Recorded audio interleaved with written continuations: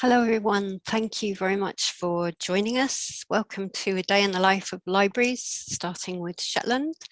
I'm Helen Bailey and I'm here with the lovely Chloe Tallack tonight from Shetland. And she will be answering questions at the end of the video we're going to play you. If you have questions, do please post them into the Q&A and we'll pick them up at the end. This project came about because libraries are amazing places. You know, you'll find them in urban, rural settings, mobile libraries, specialist libraries, national treasures. They reside in old buildings, new buildings, in little boxes on walls, under the Euston Road in London. They're kind of everywhere. And we wanted to really celebrate them for Libraries Week, which is this week. So we talked to some of the incredible, inventive, generous and committed people that work in them. One thing libraries have in common is that they are all seeking to widen access. Their resources for everyone, and they're mostly still free. So I just would like to spread the word that we're still here, we're still welcoming you, and there are some amazing libraries.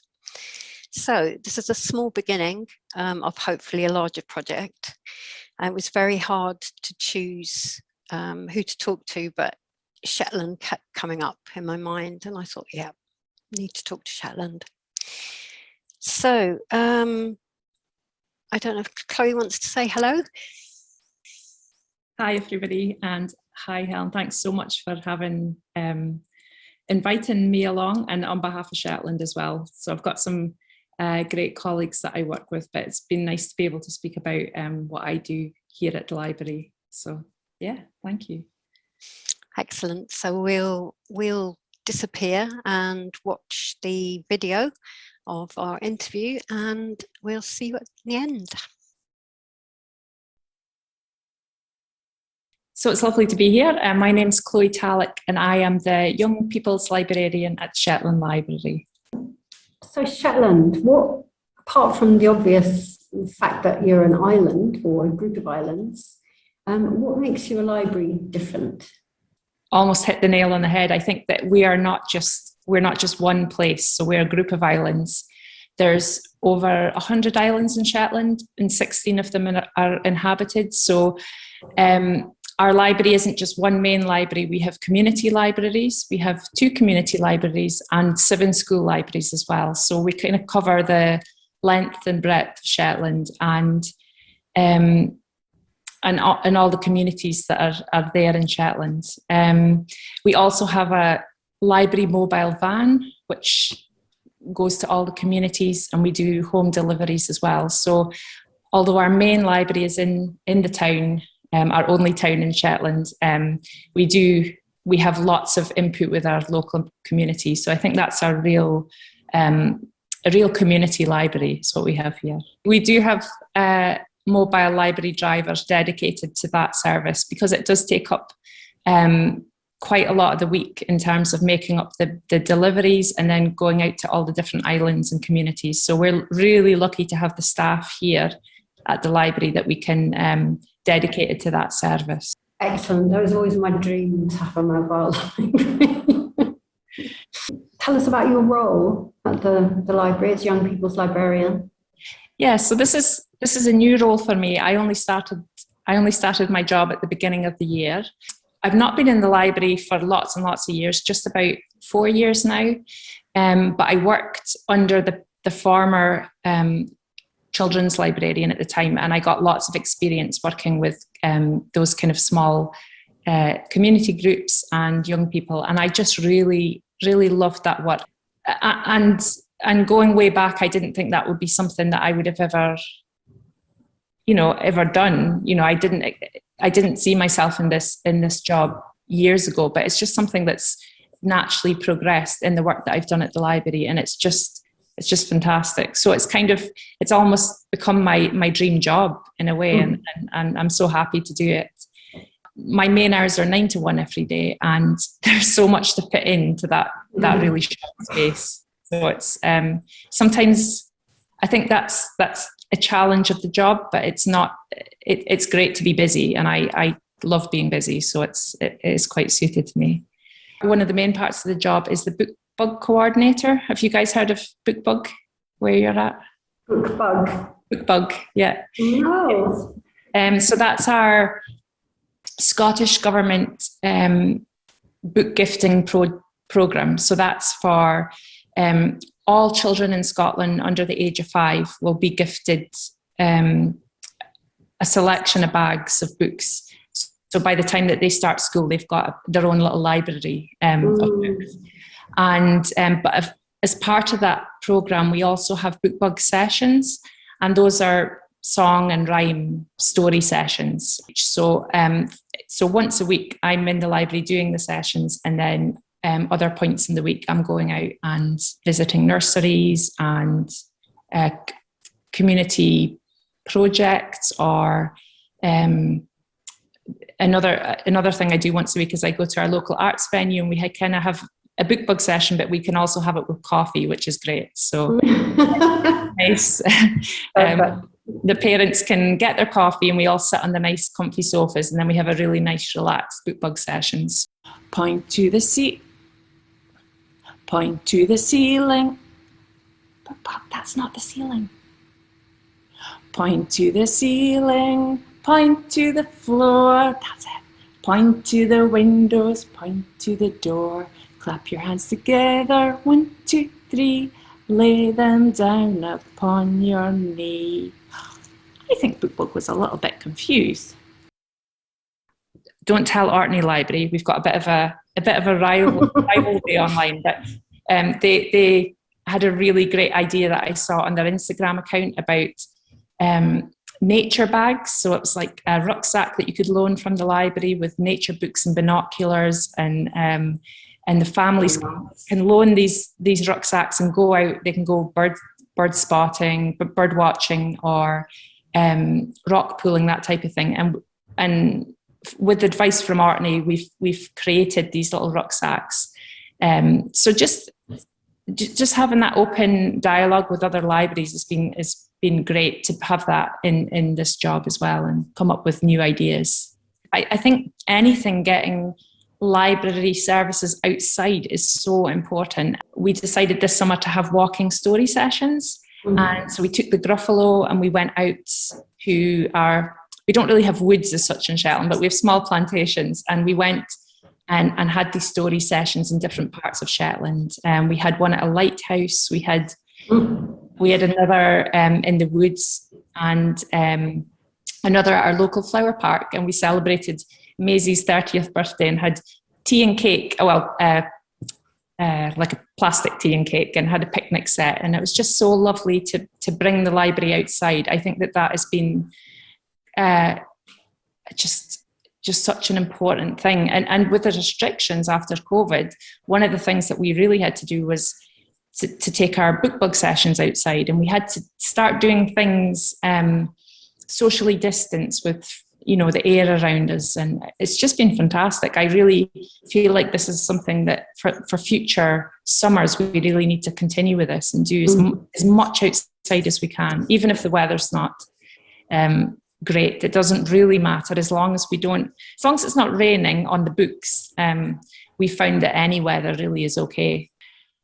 And what age have you been taken out?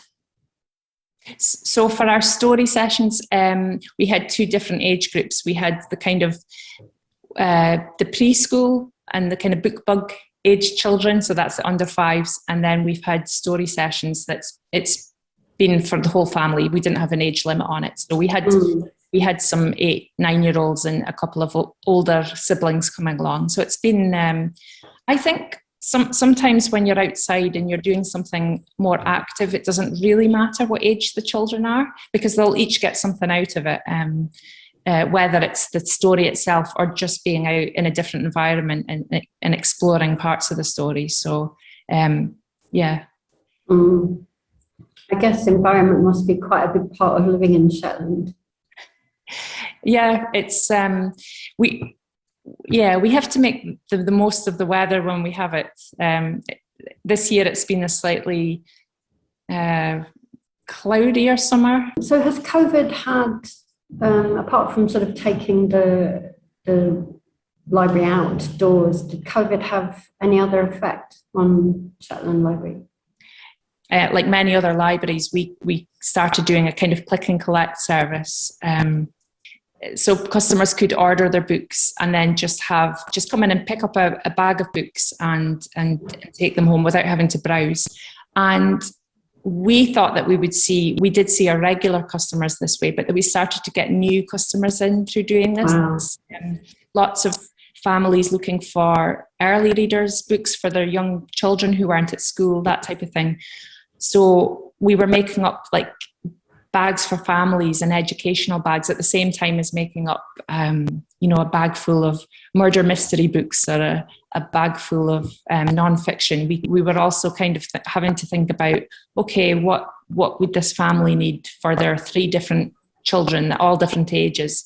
And we started to get more and more customers using that service. And it's something that we although we've opened up now and we're back almost to our pre-COVID opening, we're still continuing with this service, so people can come and just get these bags. And it's been, I think lots of people not having to make the choice and just being able to run in, pick up a bag and go straight back out has just worked really well for lots of customers. So I think that's our biggest thing that we can carry on from COVID.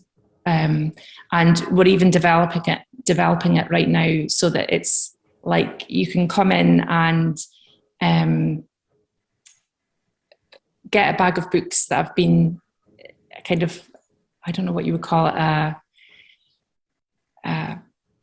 mixtape, I don't know, a bag of books that have been put together under a theme, and you can take it away and see what you get. And I think a lot of customers like the surprise. Teachers like to use that, since they'll give us a theme and we can make up a big bag for them, and they don't need to specify exactly which books that they're collecting, but they're usually very happy with what we've chosen, and it's nice for the staff as well. We get I think you get a much better overview of the stock and what we have by having to choose books for other people, because you have to start thinking, okay, well, they've read this type of book, what would they like? They might like this. And we collected all our feedback from the service, because we put out little slips just with customer comments. They could write, if there was something they didn't like or if something that they wanted, they could write back to us just on these little slips.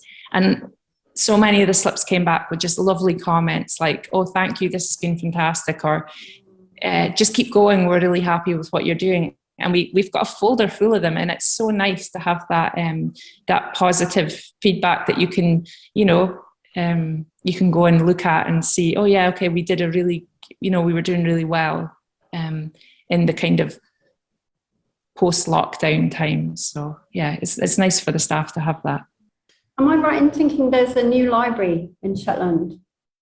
This building we're moving to is a 1960s, very modernist building, very different from everything that's around us. We're in, the part of Lerwick that we're in is buildings dating from about the 1800s or 1850s. So we've got, and then slap bang in the middle of it, we've got this kind of spaceship looking building from the 1960s, which I love. I think it's fantastic. And it kind of, I don't know, it just screams like we're here, we're a big library, come and visit. And it's just so different from the building that we're in currently, which is this renovated church, which doesn't really have the light in the same way. We've got beautiful stained glass windows, and our guests that come and visit us in the library are always amazed when they see the stained glass windows and the beautiful high vaulted ceiling. But what we need is more space this way rather than this way. So it's got the most beautiful view. I maybe I shouldn't guarantee this, but I feel like the library we're moving into, it has windows all the way around from on the top floor, and you can see all, You'll have to come and visit, and then you can see what I'm coming. So one of the projects that I'm involved with is our young writer competition. So that's a competition that happens throughout Shetland for young people to enter, and we always have a theme set every year. So this year's theme was the lighthouse, and they can respond creatively however they like. And we have we have 3 different categories for age groups, and then we have 2 winners for each category. And one of the winners is a dialect prize. So that's any of the entries written in Shetland dialect. And then we have just the other category winner. And the winners have just been chosen, and we're now about to present the young people with their prizes at our annual literary festival, Wordplay, which happens through our Shetland Arts organisation. So we've got a really good working relationship with Shetland Arts, and it's fantastic. Like, I'm really excited that we can have an in-person festival this year. It's a hybrid festival. Some of it's online and some of it's in person. But for the winners for this competition, they're going to come in, they're going to get to collect their prizes. And we've just finished recording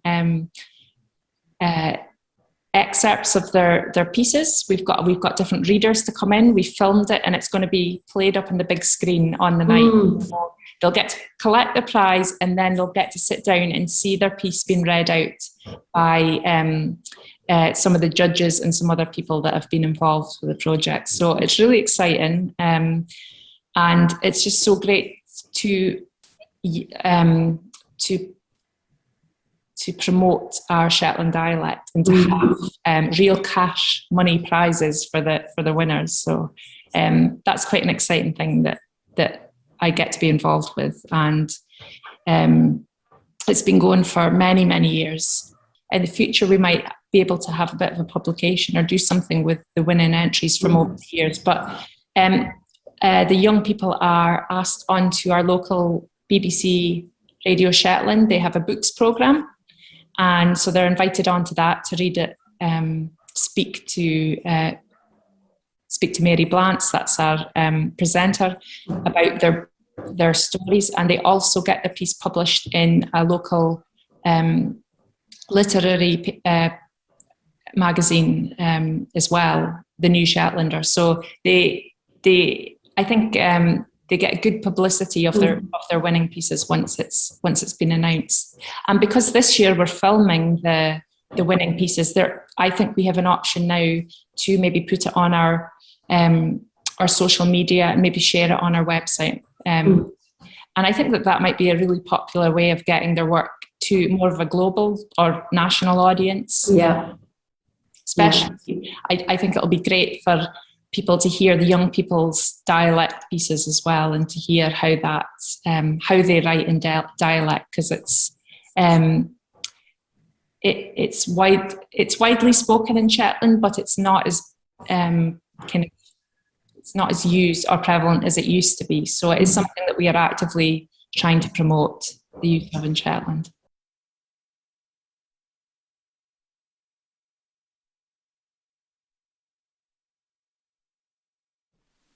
No, bairns, I'm dropping in along with some important information about how to look after your library books so that they're fit for other folk to borrow after you read them.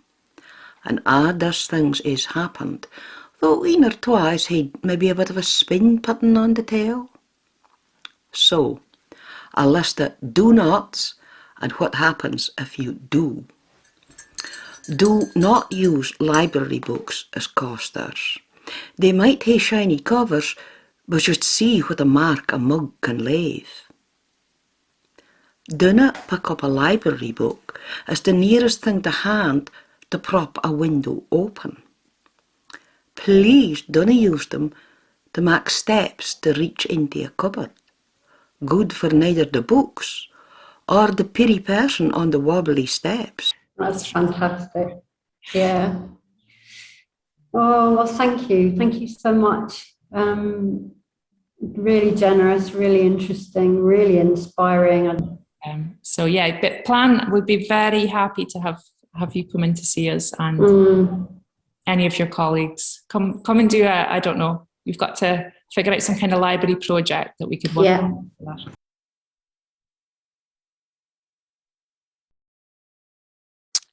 Thank you. It's so great. I could watch that endlessly. I mean, I've seen it several times, obviously, but it's just every time there's something fresh in there. It's brilliant. I think we have some questions for you. Okay. So are you ready for your questions? Yeah. Let's go for it. Okay. Well, the first one isn't a question. It's saying that Book Start in England is the equivalent of Bookbug. Yeah, So right. thank you. Yeah, it used to be Book Start here as well years ago, but then it changed to, the Scottish government changed it to Bookbug. So that's right. It's got a great identity, isn't it? Yeah, very, it does. Very warm. Question from Nikki. Do you get the opportunity to visit the other islands? I assume she means the other islands in Shetland as opposed to, yes, in fact, so I spoke about the Wordplay Festival that we just had in Shetland, and as part of that, then I was taking an author around lots of the schools for visits, and we did get to go to one of the island schools and libraries. So yeah, it's been great. Some of the islands really are very small. With one of the islands has one pupil on it, so I don't really. They tend to come in on the mainland rather than us go out there. But yeah, we have a good connection with all the islands, and I would like to. I think just because of the time that I started my job, that's something I want to do more of. As restrictions ease and the schools restrictions change a little, hopefully I'll be able to visit some more of the islands. That would be great. And is there a mobile library? Yes, we do have a mobile library, and it does go to the islands. It goes to Unst and Yell, and we have for the islands we can't get the mobile library onto them. We have ways of getting out, so we'll put books out to the small airport, and the islander plane will take books over. So yeah, we've got ways of getting books to everybody. Oh wow. Books by plane. Yes, yeah. How would I find out more about Shetland Library and the young people's writing? What's the best way? Yeah, I think for, so we have our website, or just Google Shetland Library and our website will pop up. But if you're on social media, we have, so in the interview I said that we were going to share some of those pieces, but we have actually shared them all now. So if you go onto Shetland Library Facebook or Twitter, then you'll get a link to see the videos that we recorded for the wordplay. So you'll get a feel for some of the writing, both the dialect and the English entries. So. The dialect is amazing. It's just it really curls around your ear. So there's a question from Aitor. With 2 community libraries and 7 school ones, the weight of the service towards the younger people seems obvious. Is that the case? Yeah, I mean, I think that because we have these school libraries within our service, then we have to, yeah, it's really important that we work closely with them. So it's a strong connection. We actually, within the council, we're under the children's services, and it's moved about over the years, but that's where we're at the moment. And it does make sense for the, the community aspect of it. But that's not to say that, like with the mobile library and home deliveries, we do focus on lots of other different age groups too, especially elderly people, or people that don't have easy transport and that type of thing. So yeah, I mean, I don't think it's weighted more to children's than the other services. I think that it's a bit of a balance in that, but we do the best that we can. So yeah. Great. Another question from Aitor. Has the demographic of your customers changed much over the years? Not just in numbers, but the kind of people that use the libraries? I think if you're, it's strange. I think it's maybe more to do with how people use the libraries. So it's not really answering the question. We always have that bit missing in the middle, I think. So in Shetland, we have young families, lots of children, then we have older people, and then we have the kind of the younger age group that's missing because they've maybe gone away to university, and we've always had that, that kind of 18 to 30 years kind of, that's the customers that we probably don't see as much of, because they might have left Shetland to go and study at university or to work on the mainland or something like that.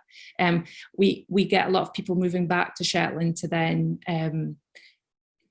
to work or start, have a family or anything like that. So yeah, we do see certain kind of different age groups of people coming in. I'm trying to think if it's changed over the years. Probably we've always had young families coming into the library, and I think that hasn't changed, so that's good. And then with our e-audio and e-book services, that perhaps captures a slightly different demographics. So we do capture all those figures though in our statistics. So we will have ideas about what type of loans are going in different places. So whether the physical books are going to a certain demographic and whether the audio books are going to another. So it's just a case of, we do put a lot of that information in our performance report at the end of the year. So yeah, it's there's lots of statistics to sift through, I suppose. Nikki says, when I visited, I really wanted to go to Fowler. Is that how you pronounce it? Fula. Fula. Yeah. But I only got as far as the little airport. The pilot looked up at the sky and told me to flag my taxi down before it left. I imagine that's quite common. Oh yeah. I've spent many hours in that airport also, waiting to see whether or not I was going to make it onto the island. I've only been twice, but I have to say it's unlike anywhere else that you've ever been. So if anyone's interested to come to Shetland and they like the thought of somewhere remote and wild, then Fula is the place to go to. So you'll just have to come back and try again another day, because it's well worth it. This time of year is a bit iffy with the transport. So, and that's the island that I spoke about. The currently no, sorry, Fetler is the one with the one pupil, but we have a very small, Fula does have a primary school, and they do have, we do have books going over to Fula, and their students came into the library here the other day, so it was nice to see them. So yeah, definitely go to Fula if you're brave. Someone else is asking, does being on an island mean that your library has a close relationship with your customers? Do you know them all by name? There is a thing in Shetland that people will say, oh, you'll know everybody.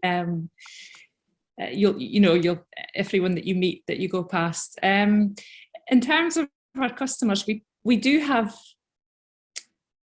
know our regulars very well, and we know a lot of people by name, and we're always signing people up. It's amazing how I'm always surprised how you think that, well, we must have everyone in Shetland signed up now, and there's always more people coming in. So that's even for us, that's great to see new faces in. But yeah, we do have a good relationship with our customers, and it's great because they, they're not afraid to ask us if they want help with something, and we do. Maybe not so much the last couple of years, obviously with COVID, but we do get lots of tourists coming in on the cruise ships and coming into the library and asking questions. And a lot of those people that come in and come to the library as their first point of call will say, whether they're planning to come back again. And then they do say like, oh, we'll come back to the library and say hello. And we've had quite a lot of people returning from those visits saying, oh, we came in 2 years ago. And it's, you know, so it's lovely to have the library as a kind of first port of call for a lot of people coming to Shetland as well. So yeah, that's nice. That's great. We get a little bit of that in Charing Cross as well. Yeah. Alicia is asking, do you have craft sessions at the library? Is there a library on Fair Isle? So Fair Isle does have they've got a kind of school library, I suppose. It's very it's a small school with just a handful of pupils. And craft sessions, so it's not something we do regularly, but through the summer we haven't done it because of the restrictions, but we always do summer craft activities through our summer reading challenge, and we put on it's great actually. We get loads of different staff involved because each staff member's got their own you know, their own talent or something. So we've had staff members teaching knitting to young people, or we've done printmaking, we've done creative writing, that type of thing. We tend to do that in our kind of program of summer events. But the library itself that we're in just now we don't have much space here for crafting, but we are moving to a new building. We're in the process of moving just now, and hopefully we're going to have a different space, so we might be able to use it differently and set up some other activities. So we'll see if we can do something more regular. Great. Does your library contain many archives on the history of Shetland? Question from Joe. So historically, Shetland Library and the archives used to be together in one building, which is the building we're about to move into. I'm really sorry if that's confusing you about the different buildings, but so when Shetland got its own purpose-built museum, then they took the archives with them, I suppose, and they got a really beautifully custom-built archives, temperature-controlled room, which is what Shetland really needed. So that's over at the museum. And in the library, we do still have our Shetland collection, which is really important to us as a library. And that has both reference and lending materials on, it'll be historical Shetland books, but maybe not documents, no kind of, we don't hold historical documents as such, but we do have most of the books that have been published about Shetland or from Shetland writers here in the library. So it is a fantastic resource. And again, when we move into our new building, we're going to have a Shetland room that will kind of house all the Shetland stock. So that's really great. Excellent. What impact do you see the library having on the people who use it? Well, that's a big question. I think there's so many different things in terms of like people coming in to use the library, and this will probably come up in your other interviews, I'm sure, that the library itself as a building is just a safe place for people to come to. You know, it's a place that you don't have to pay to access. So and there's not so many places like that now that people can freely just go to, and I think that will always have an impact on people, and whether or not they tell you that themselves, it is something that we're very aware of. And with our weather that you did mention before, I mean, through the winter, people relying on public transport, that type of thing, you know, it's a place for them to be before they, you know, travel somewhere else. We will take for our kind of how good is your public library reviews and stuff like that, we will take evaluation and speak to customers and get feedback from them about the service, and we have customer comments, and we do evaluate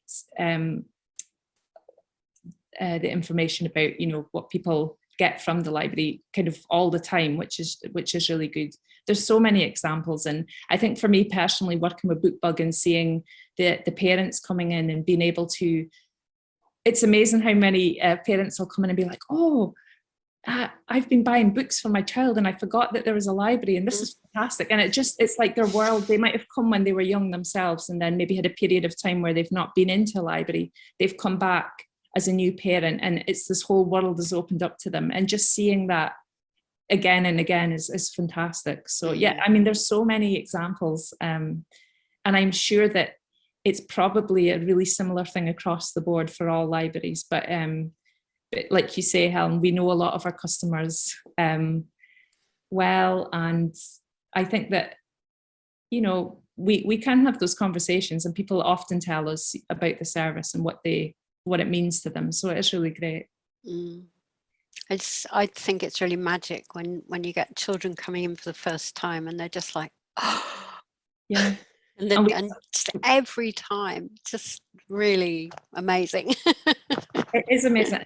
And I think especially when we opened up after the first lockdown, we were seeing babies that were coming in as babies and they're just been born or even not had been born, and then coming into the library as these walking toddlers. It was yeah, I mean, it was everyone's first time coming into the library. All these young people, it was fantastic seeing them and using the space, and that's what we're all about. No, yeah, that's great. So we're kind of gone a little bit over. One last question. Yeah. Someone is saying, I love the in dialect video on how not to treat library books. Where can I watch the whole thing? Okay, so that is on our Shetland Library YouTube page. So again, if you just Google Shetland Library YouTube, you'll find it through there.